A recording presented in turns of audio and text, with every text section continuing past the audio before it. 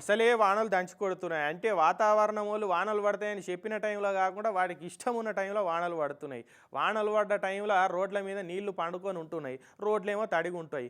అందుకే రోడ్ల మీద పోయేటోళ్ళు, కార్లలో పోయేటోళ్ళు నిదానంగా పోవాలి. మనం డ్రైవింగ్‌లో తోపులమేహే అని స్టీరింగ్‌ను గిర్ర గిర్ర తిప్పి ఎక్సలేటర్ తొక్కుడు తొక్కి నిమ్మకాయలు తొక్కినట్టు తొక్కితే సైడ్ ఎఫెక్ట్‌లు ఇగో గిట్లుంటాయి.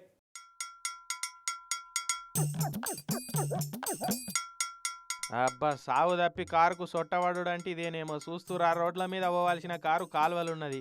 పడవకు తాడు కట్టి గుంజినట్టే కారుకు తాడు కట్టి గుంజుతున్నరిట్లా.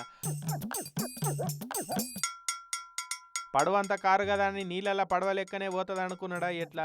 నీళ్ళల్లో అది కూడా కాలువలో ఎట్లా పోయిందనే కదా మీ అనుమానం. అయితే ఈ కారు అన్న సూర్యాపేట జిల్లా నేరేడుచెర్ల మండలం కల్లూరు నుంచి పోతుంటే కారు కంట్రోల్ తప్పి సాగరు ఎడమకైనల్లా డైవింగ్ చేసిందట.